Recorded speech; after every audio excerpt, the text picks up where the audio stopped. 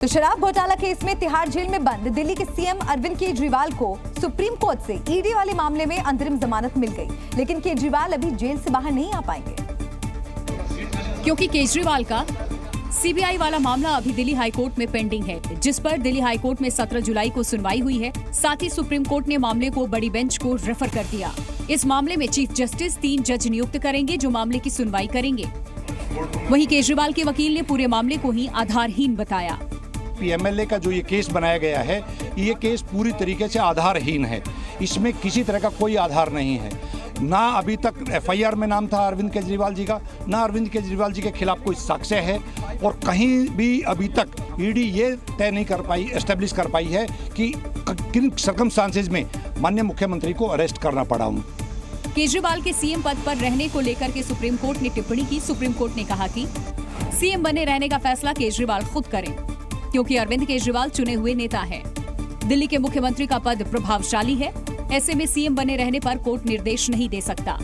21 मार्च को अरविंद केजरीवाल की गिरफ्तारी के बाद ईडी के इस कदम को हाई कोर्ट में चुनौती दी गई थी, जो खारिज हो गई थी। इसके बाद मामला सुप्रीम कोर्ट पहुंचा था। लेकिन अरविंद केजरीवाल के जेल में रहने से कई सवाल उठ रहे हैं। सवाल ये कि केजरीवाल जेल में रहेंगे तो दिल्ली को कौन चलाएगा, क्योंकि मुख्यमंत्री के नहीं रहने से दिल्ली की हालत बिगड़ती जा रही है। कैबिनेट बैठक नहीं हो पा रही है और उसकी वजह से बड़े फैसले नहीं हो पा रहे हैं। मेयर का चुनाव वक्त पर नहीं हो पा रहा, किसी मंत्री की शपथ भी नहीं हो पा रही है। साथ ही नई योजनाएं लागू करने में भी दिक्कतें आ रही हैं। इधर बीजेपी इस संकट के लिए केजरीवाल को जिम्मेदार ठहरा रही है। सत्ता के मुंह में इतने मदमस्त हैं कि सीएम की कुर्सी को छोड़ने के लिए वो तैयार नहीं है। इनकी इस जिद के कारण दिल्ली में एक पॉलिसी पैरालिसिस हो रहा है, एक कॉन्स्टिट्यूशनल क्राइसिस हो रहा है। वहीं दूसरी ओर आम आदमी पार्टी इसे बीजेपी की साजिश बता रही है। ये दिल्ली के काम ठप करने के लिए भाजपा ने अनेकों तरकीबें अपनाई। ये जो पूरा शराब घोटाला तथा कथित शराब घोटाला है, ये भी भाजपा के कार्यालय में लिखा गया था। सुप्रीम कोर्ट केजरीवाल को अंतरिम जमानत मिलने के बाद आम आदमी पार्टी उत्साहित है और उसे उम्मीद है कि सीबीआई वाले केस में भी राहत मिल सकती है। तो वहीं बीजेपी सवाल खड़े कर रही है और आम आदमी पार्टी ने सीबीआई केस को बीजेपी की सोची समझी साजिश बताया। दिल्ली की मंत्री आतिशी ने कहा कि जानबूझकर केजरीवाल को सीबीआई का इस्तेमाल करके गिरफ्तार किया गया।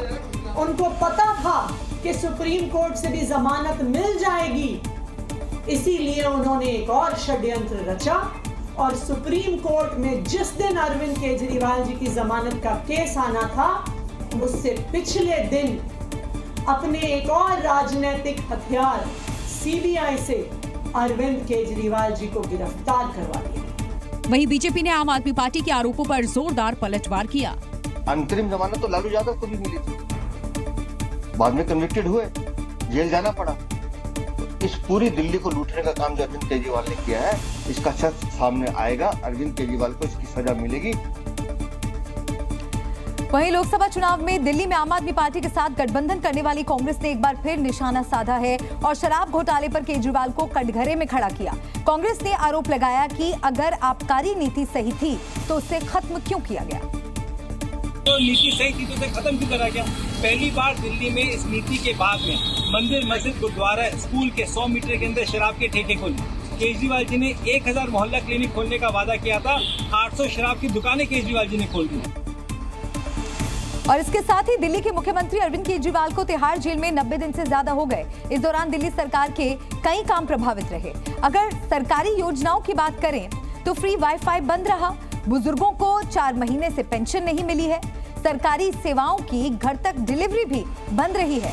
इसके अलावा नई सड़कों का उद्घाटन तक नहीं हो पाया है। इतना ही नहीं, इनकी मरम्मत का काम भी रुका हुआ है। साथ ही 90 दिन में दिल्ली कैबिनेट की एक भी बैठक नहीं हो पाई। पहले महीने में 3 या 4 बैठक ही हुई, जिसके चलते कई मामले लंबित पड़े हैं।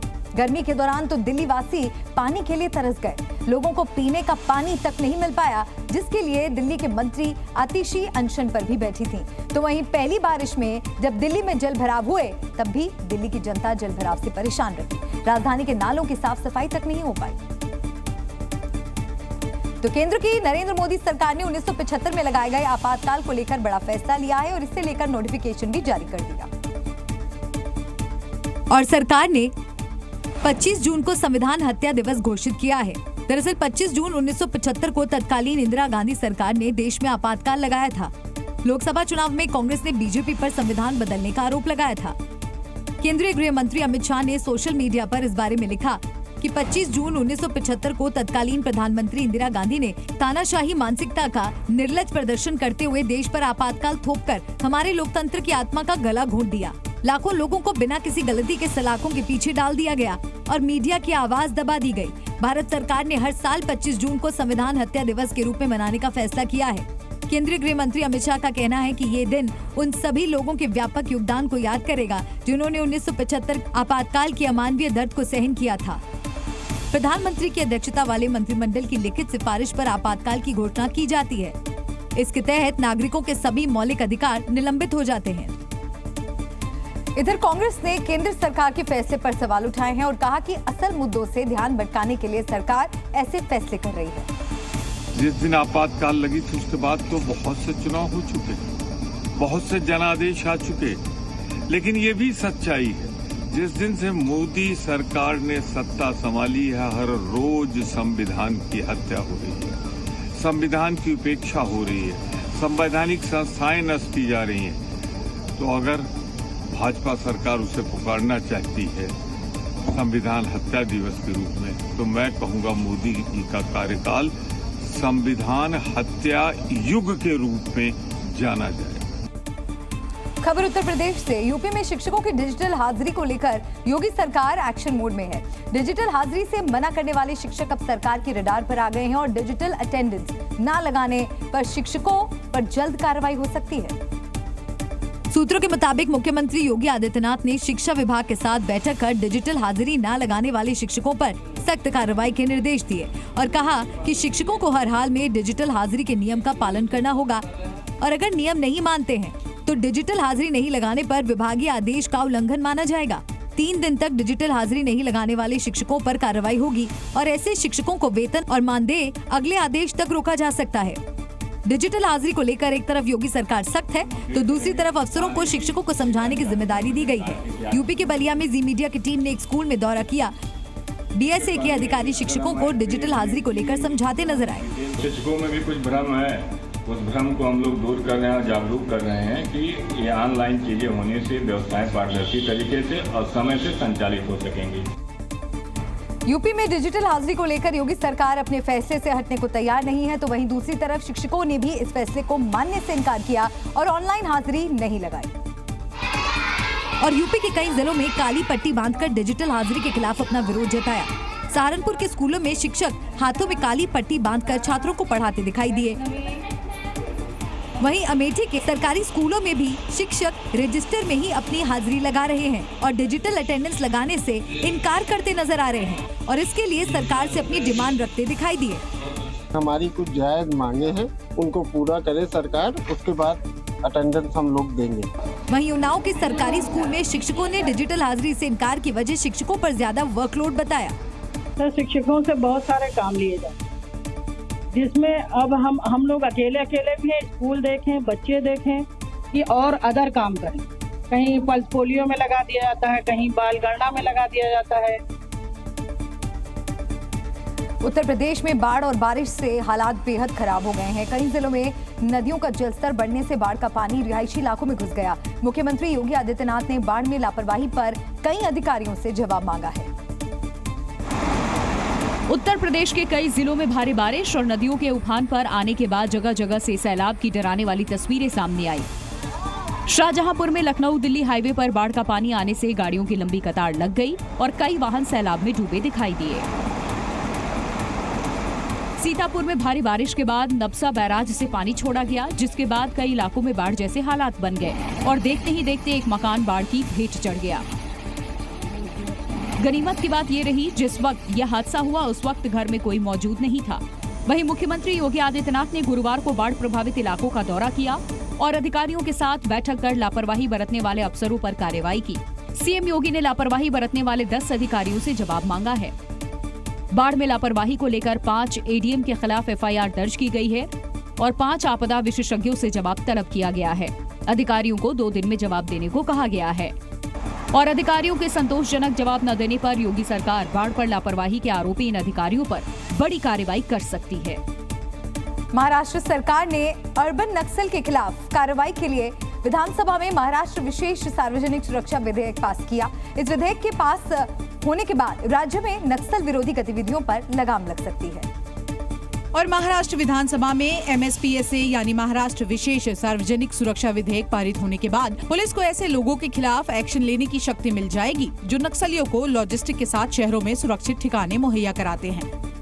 विधानसभा में पेश किए गए विधेयक में कहा गया कि नक्सली संगठनों की गैर कानूनी गतिविधियों को कानूनी तरीके से रोकने की जरूरत है और मौजूदा कानून नक्सलवाद और इसके समर्थकों से निपटने के लिए कारगर नहीं है। विधेयक में बताया गया कि नक्सलियों का खतरा सिर्फ राज्यों के दूर दराज इलाकों तक सीमित नहीं है। नक्सली संगठनों की मौजूदगी शहरी इलाकों में भी हो गई है। शहरों में सक्रिय नक्सली संगठन अशांति पैदा कर रहे हैं। विधानसभा में विधेयक पेश होने के बाद डिप्टी सीएम देवेंद्र फडणवीस ने कानूनी तरीकों के जरिए ग्रामीण और शहरी क्षेत्रों में नक्सली संगठनों की बढ़ती पैठ को रोकने की जरूरत पर जोर दिया। और महाराष्ट्र विधानसभा चुनाव से पहले आज मुंबई में INDIA ब्लॉक के नेताओं की बड़ी मुलाकात हुई। तृणमूल कांग्रेस अध्यक्ष और पश्चिम बंगाल की मुख्यमंत्री ममता बनर्जी मुंबई में मिले, जहां उन्होंने शरद पवार और उद्धव ठाकरे से मुलाकात की। इस दौरान विधानसभा चुनाव को लेकर इनके बीच बातचीत भी हुई। मुलाकात के बाद ममता बनर्जी ने कहा कि चुनाव में वो उद्धव ठाकरे के लिए प्रचार करेंगी।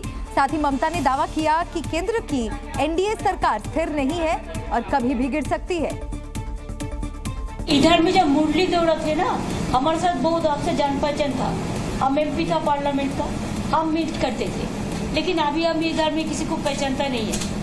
तो इसी के लिए दिल्ली में जब जाते हैं मीट होता है, लेकिन इधर में तो ऐसा नहीं है। लेकिन इलेक्शन का टाइम में हम जरूर आएंगे, हम उद्धव जी के लिए कैंपेन करेंगे।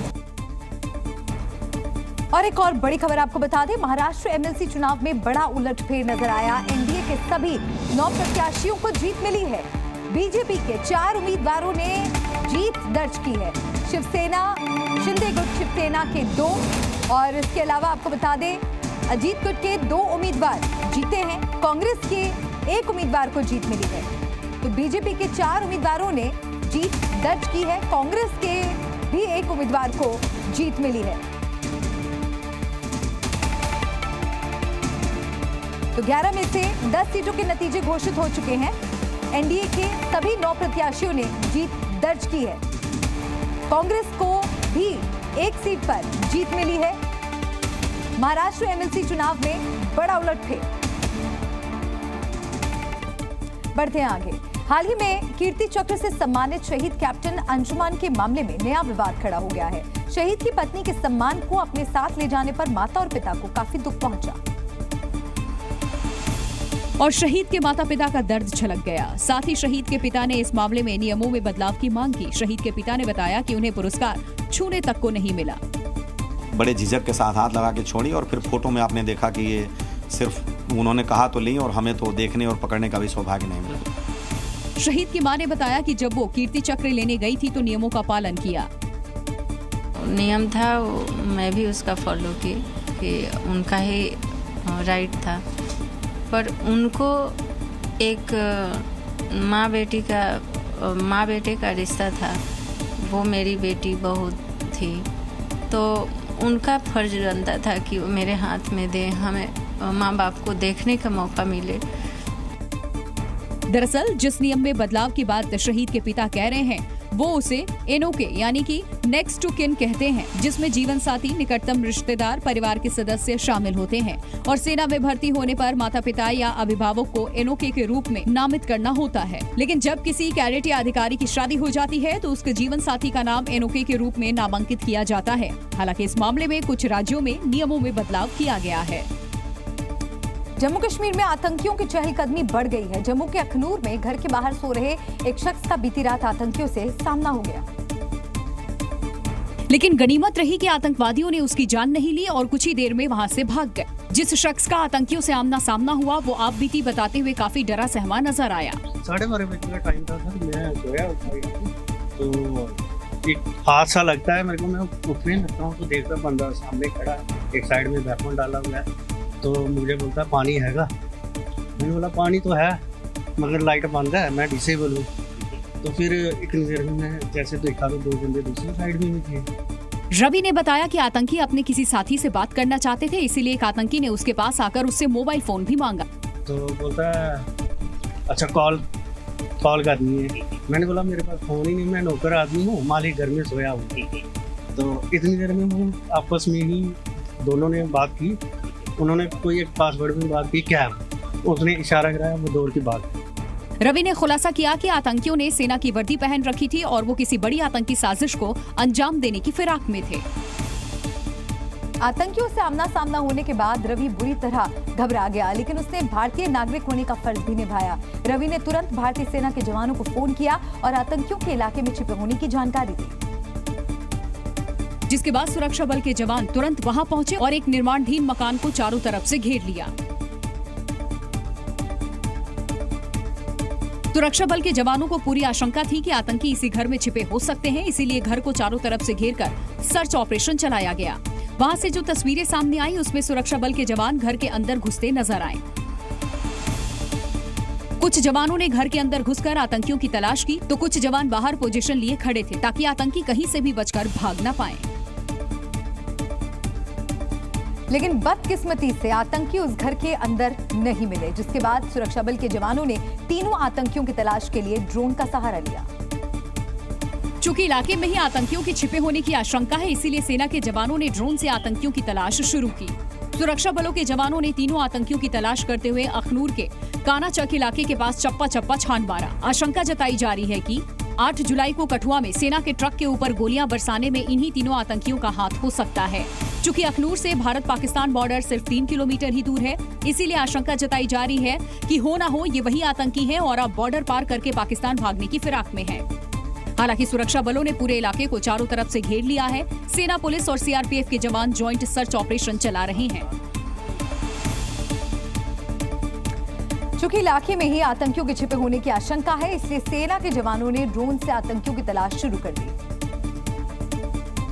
बताया जा रहा है कि जम्मू कश्मीर में दहशत फैलाने के लिए आतंकी 1 या 2 ग्रुप में नहीं बल्कि 10 से ज्यादा छोटे छोटे ग्रुप में छिपे हैं। हर ग्रुप में 3 से 4 आतंकी हैं जो खतरनाक हथियारों से लैस हैं। सबसे ज्यादा चिंता इस बात की है कि अभी तक आतंकी कश्मीर के कुछ ही इलाकों में थे, लेकिन अब आतंकियों ने जम्मू में अपने पांव पसारना शुरू कर दिया है। ये जो आतंकी हैं वो करीबन 10 अलग अलग ग्रुप्स में जो है वो एक्टिव हैं और बताया जा रहा है कि इन ग्रुप्स की जो आतंकी हैं जो इनमें उनकी संख्या 2 से लेकर 3 है और छोटे छोटे ग्रुप्स में ये लगातार अलग अलग जगहों पर आतंकी वारदातों को अंजाम देने की कोशिश कर रहे हैं। बताया जा रहा है कि जैश ए मोहम्मद, लश्कर-ए-तैयबा जैसे आतंकी संगठन पाकिस्तान की गरीबी और भुखमरी का फायदा उठाकर नए नए युवाओं को अपने आतंकी संगठन में जोड़ रहे हैं। खबर तो ये भी है कि नए नए भर्ती हुए आतंकियों को टारगेट किलिंग करने के लिए इनाम दिया जा रहा है और जो जितनी हत्या करेगा उसे उतना ज्यादा पैसा मिल रहा है। बढ़ते आगे अगली खबर का रुख करेंगे। छत्तीसगढ़ की राजधानी रायपुर से एक ऐसी खबर सामने आई जिसने भी सुना वो चौंक गया। मामला गो तस्करी से जुड़ा है, लेकिन उससे भी दिलचस्प बात यह है कि पूरे मामले को छुपाने के लिए सलीम नाम का कबाड़ी मिश्रा बनकर ये धंधा चलाता था। प्रशासन का बुलडोजर जब रायपुर के सिलतारा इलाके में सलीम कबाड़ी के ठिकाने पर चला तो ऐसा खुलासा हुआ कि प्रशासन का भी माथा चकरा गया। दरअसल पुलिस प्रशासन सरकारी जमीन से सलीम नाम के कबाड़ी का कब्जा हटाने पहुंची थी। प्रशासन को कब्जा हटाने के दौरान ही पता चला कि यहाँ गो तस्करी का धंधा भी चलता है। इसमें जांच की जा रही है कि किस प्रकार से कई जगह से सूचना मिली थी कि वहां पर कुछ गाड़ियों को डंप करके रखा जाता था जिसमें मवेशियों की तस्करी की जाती थी। सभी तथ्यों पर जांच की जा रही है। लेकिन सलीम पर जो आरोप है वो हैरान करने वाले हैं। आरोप है कि आरोपी सलीम गो तस्करी का ये पूरा कारोबार मिश्रा जी के नाम से चलाया करता था। गो तस्करी को लेकर किसी तरह का खुलासा ना हो, इसके लिए सलीम ने अपना नाम बदल लिया था। अब पुलिस के एक्शन के बाद पूरा सच सामने आ गया। पुलिस भी अब मिश्रा जी के नाम पर गो तस्करी करने वाले सलीम कबाड़ी की पूरी कुंडली खंगालने में जुटी है ताकि उसके पूरे गोरख धंधे का हिसाब किताब सामने आ सके। इंडियन नेवी की जल्द ही ताकत बढ़ने वाली है और उससे समंदर के नए योद्धा मिलने वाले हैं। ये ताकतवर योद्धा पानी में रहकर भारत की समुद्री सीमाओं की न सिर्फ पहरेदारी करेंगे बल्कि दुश्मन मुल्कों की हर साजिश भी नाकाम करेंगे। समंदर के ये नए योद्धा होंगे नई और हाईटेक टेक्नोलॉजी से बनने वाली 6 सबमरीन, जिसकी ताकत देख न सिर्फ पाकिस्तान के होश फाख्ता होंगे बल्कि चालबाज चीन की भी नींद उड़ जाएगी। क्योंकि इंडियन नेवी को और मजबूत करने को लेकर प्रोजेक्ट 75I ने रफ्तार पकड़ ली है, जिसके तहत 6 नई एडवांस सबमरीन तैयार होंगी। ये सबमरीन इतनी खास क्यों है, ये भी आपको बताते हैं। प्रोजेक्ट 75I के तहत मिलने वाली 6 पनडुब्बियां AIP यानी कि एयर इंडिपेंडेंट प्रोपल्शन तकनीक से लैस होगी। इस तकनीक की मदद से नए सबमरीन लंबे समय तक बिना ऑक्सीजन लिए पानी के नीचे रह सकती हैं। डीजल इलेक्ट्रिक पनडुब्बियों को लगातार ऑक्सीजन की जरूरत होती है, पर ऐसा माना जाता है कि AIP से लैस पनडुब्बियां ज्यादा बेहतर होती हैं। आई जो है ये 75 इंडिया, इसके तहत हिंदुस्तान में ट्रांसफर टेक्नोलॉजी के माध्यम से 6 सबमरीन बनाई जाएंगी, जो कन्वेंशनल सबमरीन होंगी डीजल इलेक्ट्रिक। ये सबमरीन जो है हिंदुस्तान में जो पुरानी सिंधु घोष क्लास की सबमरीन हैं, जो किलो क्लास की सबमरीन हैं, उनको रिप्लेस करेंगी। समंदर की सीमाएं बड़ी हैं, इसीलिए तैनाती भी बड़ी चाहिए। भारत को ये 6 एडवांस टेक्नोलॉजी सबमरीन मिलते ही दुश्मनों की भी नींद उड़नी तय है। और पाकिस्तान एक बार फिर से प्रदर्शन की आग में जलने को तैयार है। कोर्ट ने इमरान खान पर जो टिप्पणी की है, उससे इमरान की पार्टी बेहद खफा है और सड़क पर उतरने को तैयार है। तैयारी ऐसी है कि पाकिस्तान एक बार फिर आगजनी और बमबाजी से घिर जाए, ठीक वैसे ही जैसे 9 मई 2023 को हुआ था, जब इमरान खान की गिरफ्तारी हुई थी। दरअसल पाकिस्तान की आतंकवाद रोधी कोर्ट ने इमरान खान पर टिप्पणी की और कहा कि इमरान खान की हरकतें एक आतंकवादी की तरह है, क्योंकि उन्होंने अपनी रिहाई को लेकर दबाव बनाया। इसके लिए पार्टी नेताओं को सरकारी संपत्तियों पर हमला कराने का काम सौंपा। कोर्ट की ये टिप्पणी इमरान की पार्टी को रास नहीं आ रही। पीटीआई ने कोर्ट की इस टिप्पणी को बेतुका आदेश बताते हुए एक बार फिर से सड़क पर उतरने का ऐलान किया। पीटीआई के सड़क पर प्रदर्शन को अब आतंकी हाफिज के प्रदर्शन के ऐलान से भी जोड़कर देखा जा रहा है। आतंकी हाफिज ने भी अपने पॉलिटिकल विंग PMML को निर्देश दिया है कि वो महंगाई के खिलाफ सड़क पर उतरे। एक समय एक साथ प्रदर्शन के ऐलान इमरान के आतंकी कनेक्शन को भी उजागर किया। इस बीच पाकिस्तान के क्वेटा में भी विरोध प्रदर्शन ने जोर पकड़ लिया है। PM शहबाज के खिलाफ सड़क पर उतरे लोगों की पुलिस के साथ जमकर झड़पें भी हुई। आने वाले दिन में पाकिस्तान में प्रदर्शन की आग और बढ़ने वाली है। और पश्चिम बंगाल में इस समय एक नए डॉन का डर TMC नेताओं को सता रहा है, जो दीदी की पार्टी का ही है। ये 3 मंजिला इमारत बंगाल के उस डॉन का है जो TMC का होकर भी ममता बनर्जी की पार्टी के लिए खौफ बना हुआ है। नाम है जयंत सिंह, जो ममता बनर्जी के बेहद करीबी नेताओं के लिए खौफ बन गया है। खौफ किनके लिए, अब वो भी जान लीजिए। पहला नाम है कमरहाटी से विधायक मदन मित्रा, जो दीदी के बेहद करीबी है, और दूसरा नाम है TMC सांसद सौगत राय, जिन्हें बंगाल के नए डॉन जयंत सिंह ने जान से मारने की धमकी दी है। अपोजिट साइड में घूम के बताया, तू बेटा तृणमूल को बहुत बड़ा गुंडा है, तो तृणमूल नहीं रहेगा, हम लोग दखल लेंगे। यहाँ कमरहाटी तृणमूल को नहीं रहेगा, हम लोग का रहेगा, तुमको गोली करके मार देगा। गाली दे के बोला कि जयंत सिंह को नहीं छुड़ाया गया तो तुमको गोली मारा जाएगा। बंगाल का नया डॉन जयंत सिंह कौन है, अब वो भी जान लीजिए। जयंत सिंह पहले दूध बेचा करता था। सत्ताधारी पार्टी TMC के नेता के साथ साठगांठ अच्छी हुई तो उसके भी दिन बदल गए। सट्टा जुए का धंधा चलाने लगा। देखते ही देखते कमरहाटी का डॉन बन गया।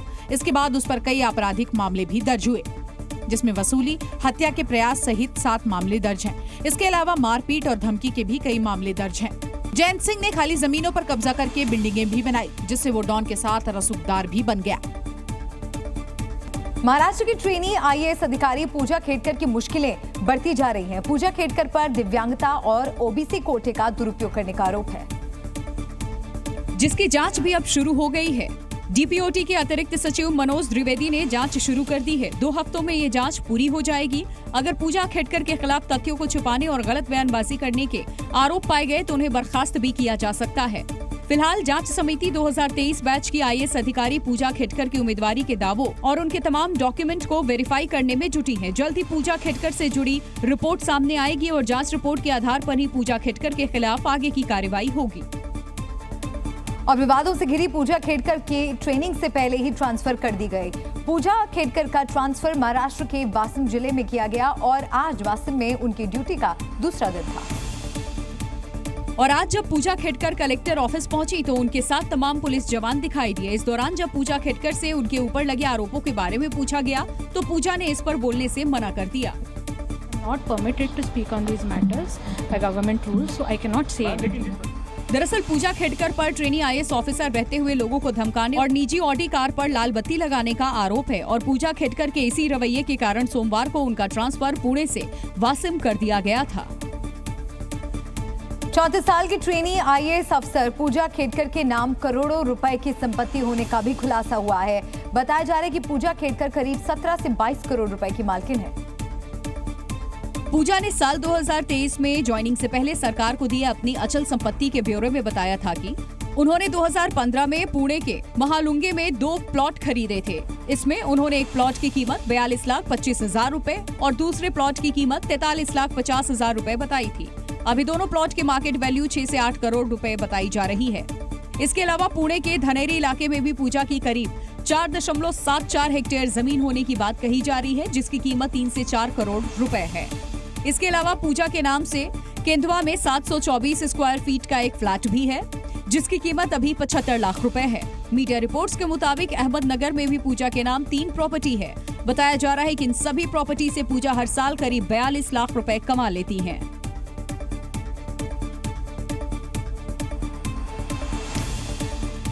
और पूजा खेडकर पर आरोप है कि उन्होंने दिव्यांगता और OBC आरक्षण कोटे का दुरुपयोग किया और गलत तरीके से नौकरी हासिल की। बताया जा रहा है कि उन्होंने दावा किया था कि वो दिव्यांग है और उनकी आंखों में भी कुछ समस्या है। हालांकि मेडिकल में शामिल न होने की वजह से विवाद बढ़ा। उन पर OBC कोटे का दुरुपयोग करने का आरोप है। इसके साथ ही सबसे ज्यादा चर्चा उनकी प्राइवेट ऑडी कार को लेकर हो रही है, जिस पर उन्होंने लाल बत्ती लगाई थी।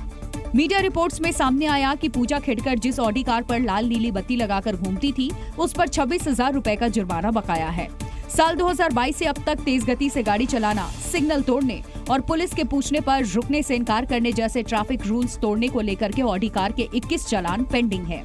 इसके अलावा पूजा खेडकर अपनी मांगों को लेकर भी चर्चा पर हैं। दरअसल IAS अधिकारी को नियुक्ति से पहले कलेक्टर की देखरेख में ट्रेनिंग लेनी होती है। ऐसा ही पूजा के साथ भी हुआ, लेकिन पूजा पर आरोप है कि उन्होंने ज्वाइनिंग से पहले ही कई मांगे करनी शुरू कर दी थी।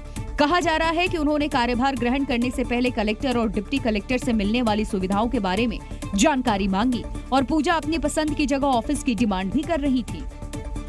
और झांसी में लेखपाल बनते ही पति को छोड़ने वाले मामले में नया खुलासा हुआ। लेखपाल ऋचा मीडिया के सामने आई और उन्होंने अपने कथित पति नीरज विश्वकर्मा के सभी दावों को झूठा बताया।